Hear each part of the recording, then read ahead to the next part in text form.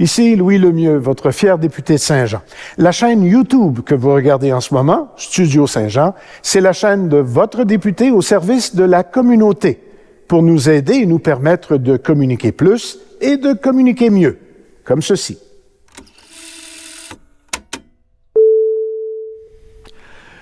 Ici Luc Archambault, bienvenue à Studio Saint-Jean. On enregistre notre émission aujourd'hui le 22 décembre. On est à 3 jours de Noël et on est un petit peu en retard, on est un petit peu serré même pour recevoir le Père Noël. Il était occupé, donc on n'a pas pu le recevoir. Par contre, on a reçu le chef des lutins. C'est lui qui aiguille tous les lutins à travers la province, la région ici, pour que les enfants aient le cadeau pour Noël. Je vous présente Frédéric Dastou de Opération Père Noël. Bonjour Frédéric. Bonjour Luc. Écoute, Opération Père Noël, moi, je trouve ça inspirant pour un paquet de choses. Émission d'enfants, organisation, tu sais, une recherche de police, on recherche le Père Noël, c'est Opération Père Noël. Bon, je délire un peu, bien entendu, mais c'est pas la réalité. Opération Père Noël, c'est quoi? En fait, l'opération Père Noël, c'est de mettre en contact des Pères Noël qui sont prêts à donner à des enfants dans le besoin et des enfants dans le besoin qui font des demandes au Père Noël pour au moins un cadeau. Donc, je pourrais dire, moi, je veux être Père Noël, puis il y a un enfant qui m'envoie une lettre, par exemple, Oui. on dit, « Cher Père Noël, je veux telle chose. » En fait, il l'envoie au Père Noël. Il l'envoie au Père Noël? Envoie au Père Noël. Le Père Noël nous la donne. OK. Ensuite de ça, on fait tout ce qui s'appelle logistique autour de la lettre, comme des bons lutins. Okay. Et après ça, on les met en contact avec le Père Noël qui va aller se procurer le cadeau, l'emballer, nous le redonner et nous, on fait la livraison. Ah! Avec le Père Noël. Avec le Père Noël. Le Père Noël aussi va y aller, non? Dans certaines places, Dans oui. certaines places, oui. OK, donc, moi, j'essaie de mettre ça dans ma tête, là, tranquillement. Il y a des enfants qui envoient des lettres au Père Noël, là, puis finalement, les lettres se sont dirigées vers vous autres, chez vous. Oui. Puis, à partir de chez vous, l'organisation Opération Père Noël, c'est comme si, bon, mais je fais application pour être Père Noël pour Père Noëler un enfant, par exemple. Tu sais. Ou un groupe d'enfants. Si moi, je suis une plus grosse compagnie, là, parce qu'il y a des compagnies qui sont Père Noël aussi. Oui, on a 2-3 compagnies. 2-3, c'est bon. Mais c'est des Pères Noël de la région qui vont redonner aux enfants de la région. De la région. Puis toi, tu t'occupes de la Montérégie. Là, Montérégie finalement. Centre. Montérégie Centre, OK. Oui. Donc, pas mal de lutins là-dedans, là. Il y a, en fait, oui, on a tous les lutins intervenants, des travailleurs sociaux, parce que les enfants sont référés par un travailleur social ou des organisations comme la pédiatrie sociale. Donc, nous, on reçoit, c'est via eux qu'on reçoit les lettres. Et j'ai une petite équipe vraiment minime cette année, ça va probablement grossir l'année prochaine, d'une dizaine de personnes qui s'occupent à faire toute la logistique pour que les cadeaux se rendent. OK. Donc, toutes les fois qu'on se trouve, le Père Noël se trouve dans la région desservie, j'imagine, par l'organisme qui fait la demande, ou les enfants qui envoient les lettres, finalement. Là. C'est à cette région-là que les cadeaux reviennent vers les enfants, ces enfants-là. OK. Effectivement. OK. Puis cette année, juste cette année, on a eu 490 demandes de la Montérégie Centre.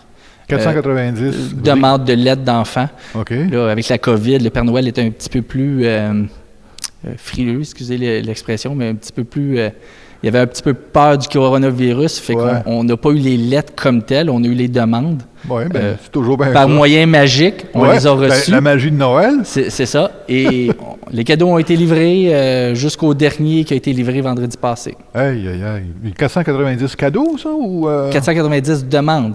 Certains Pères Noël sont plus généreux, qui vont aller jusqu'à... Parce que les jeunes nous donnent une liste de 3 cadeaux qu'ils aimeraient bien.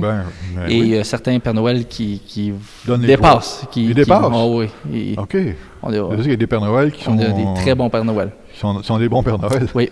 Donc, c'est 490 enfants, mais ça peut être 1000 cadeaux, finalement. C'est environ 1000 cadeaux. 1000 cadeaux. C'est assez impressionnant. C'est fun, ça. J'ai des photos. C'est assez impressionnant, 1000 cadeaux de développer. Là, c'est oui, ça doit faire une belle ambiance dans la pièce. Oui. C'est une belle ambiance, mais c'est une belle ambiance sous le stress du temps. Le stress de la livraison, que les cheminées sont toutes propres. Puis, j'ai pas comme le Père Noël, un bouton qui arrête le temps. Le temps roule. Le temps roule, pareil. Toi, ça fait combien de temps que tu es dans ce domaine-là? Là? Ben, c'est-à-dire que tu participes à ces activités-là? J'ai été nommé volontaire par ma conjointe. Tu as été nommé volontaire, OK? Non, mais on était ensemble. On est les deux co-coordonnateurs de la région. Et on a commencé il y a 3 ans. Oui. Et une fois qu'on commence ça, c'est fini. Là. Une fois que tu as le doigt dans l'engrenage, c'est tellement un beau geste d'altruisme que je vais continuer jusqu'à toujours. Là. C'est ça. Là, c'est un beau geste. Fait que nous, on l'a commencé il y a 3 ans. L'année passée, on a donné 110 cadeaux. Cette année, 490. Et on a un peu peur pour l'année prochaine. On ne sait pas ce que ça va être. Mais ce qui ça serait bien si on saurait qu'on dessert tous les enfants défavorisés, mais je sais qu'on ne les rejoint pas tous, mais au moins on a rejoint une couple. Bien, en tout cas, il y a une belle progression. À un moment donné, ça allait arriver. Vous allez probablement toutes les faire, j'espère. En tout cas, je vous le souhaite. Puis ça c'est ma région, mais l'ensemble de toutes les régions, on a donné cette année un petit peu plus que 18 300 cadeaux. C'est beaucoup, là. C'est beaucoup d'enfants du Nunavut à Gaspésie, au Saguenay. Tous les enfants. Tous les MRC du Québec. Pas tous les enfants. Beaucoup d'enfants défavorisés ont été rejoints. Ceux du Nunavut, c'est doit être le Père Noël direct qui livre. Là, ils sont pas loin. Ils sont pas loin, là. Une petite traite de traîneau, puis ils sont rendus. C'est une blague, bien entendu.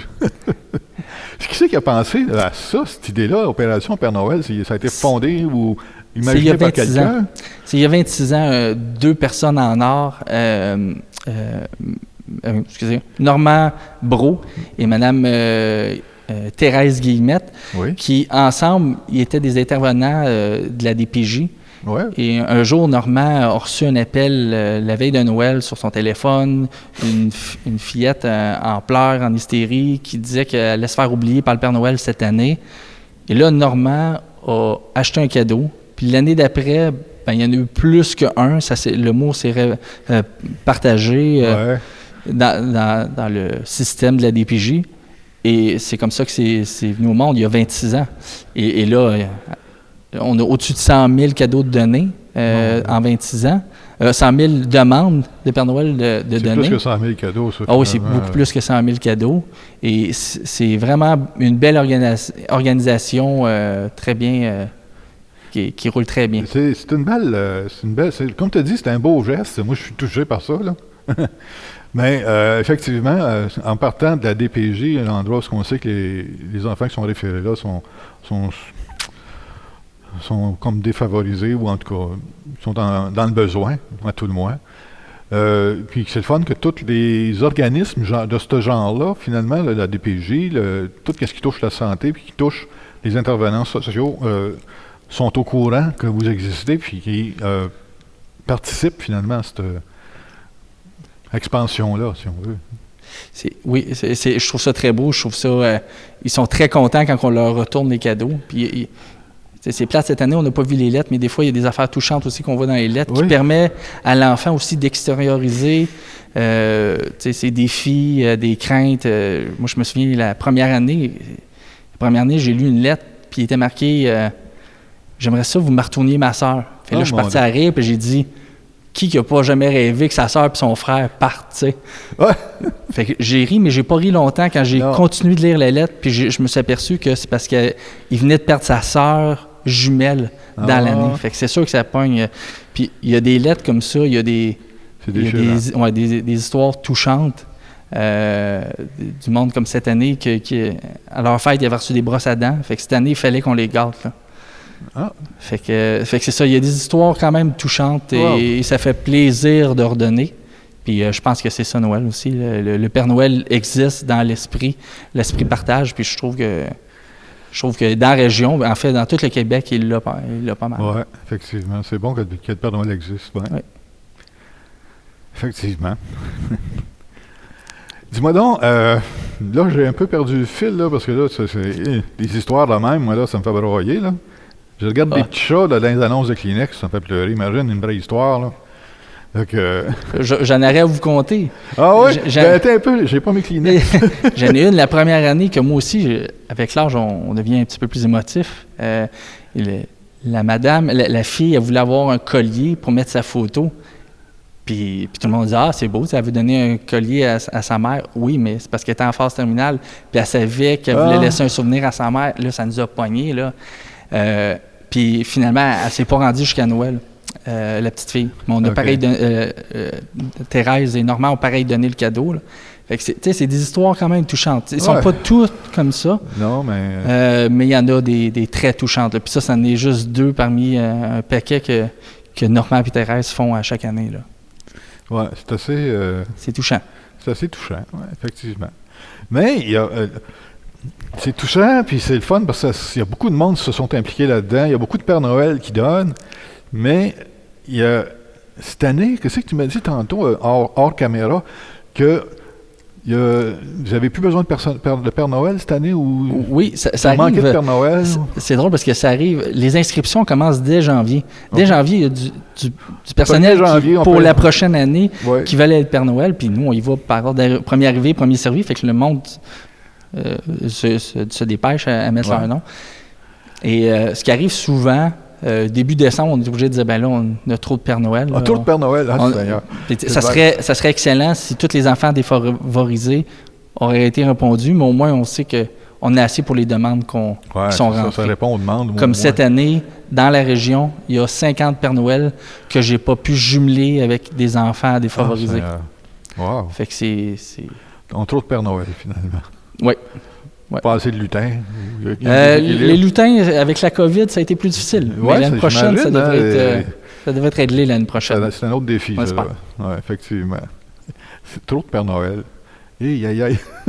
C'est bizarre à dire, mais oui. Ah, ben c'est bon quand même, c'est bon. Puis là, Noël arrive le 25, on est le 22, donc c'est dans 3 jours. Mais on jasait tantôt avant de commencer.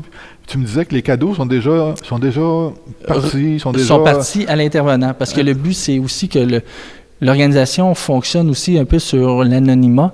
Donc, le Père Noël n'a jamais rencontré l'enfant. Ah, ben, je l'ai jamais vu, moi non plus, le Père Noël. Là. Non, puis nos donateurs ne voient pas les enfants. Les seuls qui voient l'enfant, c'est les intervenants. Nous, on a été livrés les cadeaux à l'intervenant. Le dernier a été le vendredi passé. OK.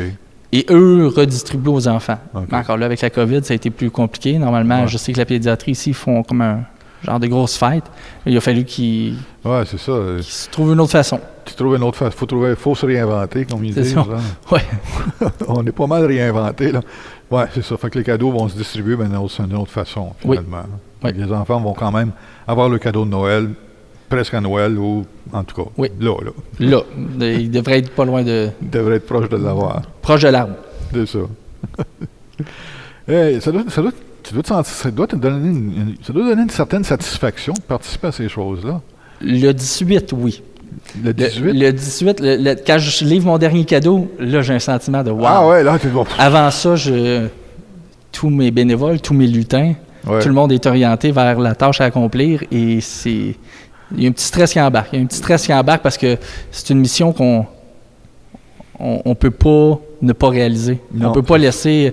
À un moment donné, il y a eu un cadeau qu'on n'a pas retrouvé. Je ne peux pas laisser un enfant pas avoir le cadeau. Ben non. Fait que là, on se grouille, on va chercher le cadeau, on trouve un autre. C'est en anglais, il dit un no-fail mission. Ouais. Une mission qu'on ne peut pas se permettre d'échouer. C'est ça, effectivement. C'est pour ça que le 18, c'est très valorisant de savoir que c'est parti. Tout le monde va avoir ses cadeaux et tout. J'ai vu sur votre site web aussi qu'on peut on peut être appliqué, je dis appliqué, là, mais en fin de compte, on peut se porter volontaire pour être Père Noël, donc pour répondre aux enfants, aux lettres des enfants pour qu'il y ait le cadeau, mais aussi on peut faire des dons. Oui. Donc, en allant sur le site web, là, Opération, j'imagine que vous allez avoir ça en bas ici, là, Opération Père Noël, il y a une section où on peut aller faire des dons pour dans tous les enfants, j'imagine. Oui, c'est ce qui aide, entre autres, quand on a des demandes de dernière minute où soit un cadeau a été perdu ou une erreur est arrivée avec un cadeau. Ouais. C'est là où on prend les dons d'argent puis on va... compense avec ça. On va compenser le cadeau perdu ou... Mais ça. Mais à date, knock on wood. On a on a eu toutes les demandes ont été distribuées cette année, fait que tout va bien. Donc, les Pères Noël, cette année, là, faites plus l'application, il y a de trop de Père Noël. Il faut attendre le 1er janvier. Oui.